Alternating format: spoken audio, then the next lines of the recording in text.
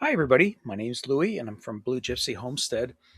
It's been a long time since I've posted, but I decided that I really needed to do something to show you how much snow we got just recently. Now, I say how much snow we got, but if I compare that to the amount of snow received in other regions of Ontario, we got off pretty easily.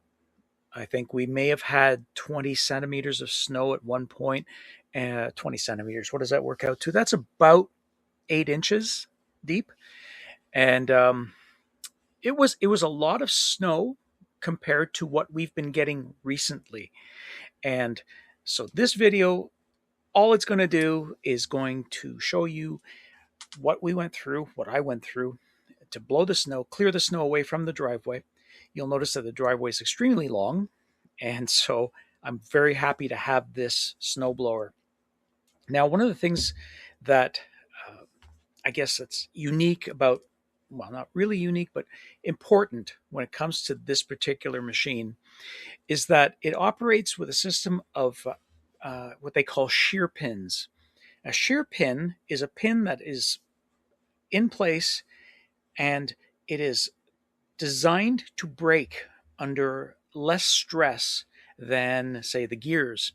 So if I would hit a rock, if I hit a big piece of ice under the snow or a branch or anything like that, and the auger or any part of that machinery up front is stopped, the pin will break.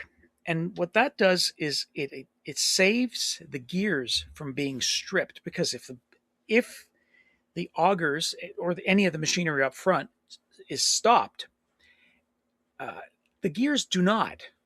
And so if it was just straight hooked up, the gears would strip, costing me hundreds of dollars in damage. Whereas a pin, if a shear pin, when it hits something, will break, and that shear pin might cost me $2. So as you can tell, generally speaking, it's although it's inconvenient at times, I would much rather break a $2 pin than a several $100 gear. Now, several $100, not necessarily the part, but the labor involved. Yeah, sure, I could do it myself, but still, it's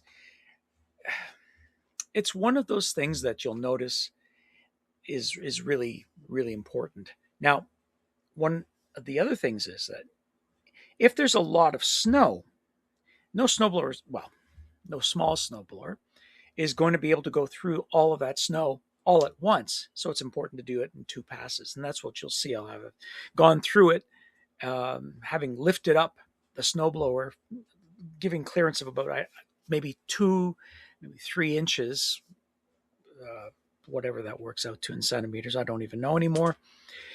So that I take off the first layer, and then what I'll do is I'll circle back and come back and do it again. So even though I have to do it in two passes, it's really the only way I can get it done.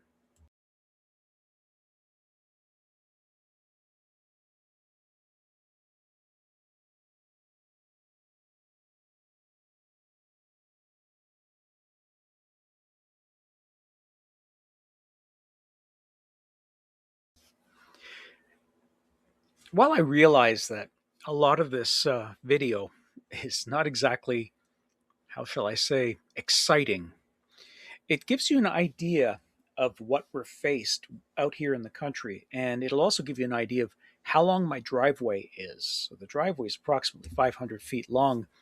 And that has if I had to do it by hand, it would be impossible. Of course, I never had to. So what I've done in the past is I've contracted out to have someone clear it for me when I wasn't here. But no, now with this tractor and this snowblower, I'm able to actually go through it, do what I need to do, and then just clear it out, get it moving. Um, it's honestly, it doesn't take all that long. I mean, even with the amount of snow we had, I was done in under an hour, which, if you consider how much snow there was and the temperature, mind you, it was a little warmer than it was a couple of days later. Despite all of that, I still managed to get everything done in about an hour. An interesting aspect of my driveway is the fact that at the very end of the driveway where the road is, there's an incline. And this is not normally a problem. However, because we had rain a few weeks ago and it froze, there was a layer of ice under the snow. Now, generally speaking, what you want to do is you want to leave some snow on top of the ice so that you're able to grip. However, that's great if you're in a car because you can just drive right through it and it's not a big deal. But when you're moving slowly with a tractor, or a small tractor, I should specify, this is a very small tractor. It's only about 26 horsepower. It's just a little bit bigger than your regular lawn tractor. But when you've got that tractor, it it doesn't always grip well. I don't have chains on it, which is something I might actually have to do for next year. So it'll slip. And what you'll notice is that I have to take a couple of runs at getting through that first section. So as soon as I'm able to break through the section of snow that I've been plowed in by the plows, once I'm through that, I can then take smaller chunks. I, come back, circle around, take smaller chunks of the snow, and blow that away. It's very important not to blow the snow onto the road. First of all, it's illegal. Second of all, it's dangerous for the drivers because if you can imagine, the snow plows go there and they take the snow away for a reason. If you're out there, and I've seen this so many times with other people, if you're out there blowing snow into the road, then you create a hazard. Now, this hazard is something that you can actually be fined for. But the bigger problem is that somebody could actually hit this, lose control of their car, and end up in a ditch and potentially hurt. You don't want to do that.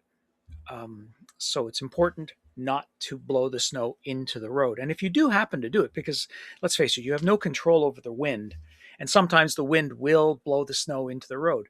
You then have to circle back and pick up that snow and blow it back onto your property. Very easy to do.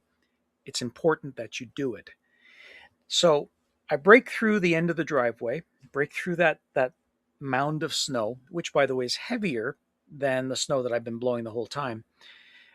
And then I start chipping away at it until I'm able to clear away all the snow that the snow plow has pushed into the driveway.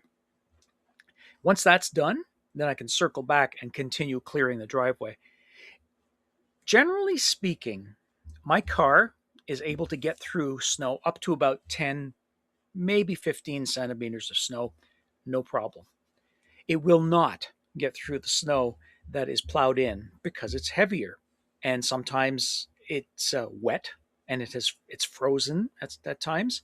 Not this time, thankfully. But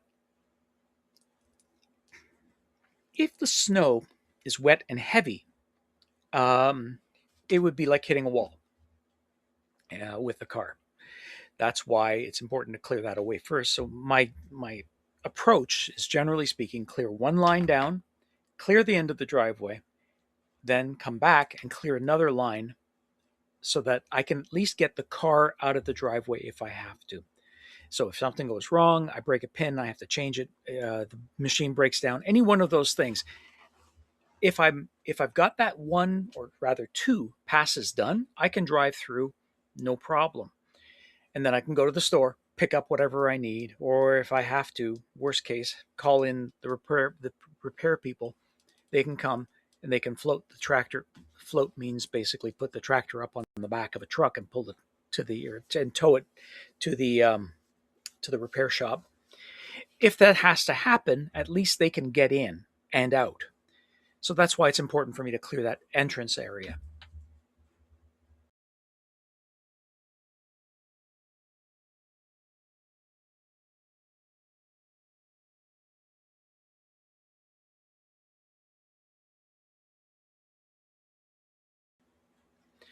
So as you can see, I've broken through the initial part at the end of the driveway, and I'm clearing it.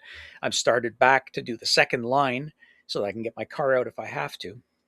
Once I get up to a certain point in the driveway, I know now that I've done the minimum amount necessary to get my car out of my driveway. Go to the store, something crazy happens, I need an ambulance, for example, or a fire truck has to come in. There is enough room with those two lines for those vehicles to come in and out of my driveway. So I'll turn around, I'll clean the third line, and that way I've got more than enough room. I can pretty much, it's pretty much the entire driveway at that point. So once I got up to the end of the driveway, I realized that my neighbor across the street was having a bit of difficulty. Well, that's really not fair. Um, they had the same amount of snow at the end of their driveway that I did, but they were doing it by hand. And they cleared 90% of their driveway and they were just about to hit this end.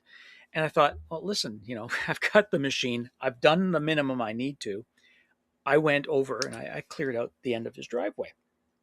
So in in the country, it's important that you help each other out. I mean, I've been in a situation where my tractor didn't start. My immediate neighbor next to me, his tractor didn't start. And so we were both stuck. He went over to his neighbor and basically asked if he would be able to clear out the driveway for us because neither one of us was able to move. So the neighbor came over, he cleared out his driveway first, then he cleared out my driveway. And a couple of days later, after everything had settled down, I went over to his house to pay him and, of course, thank him. He wouldn't accept any money. So I decided at that point, well, if he's not going to accept any money, I'm going to pay it forward. So when I see a neighbor struggling, my way of paying it forward is to head over there. This is the least I can do.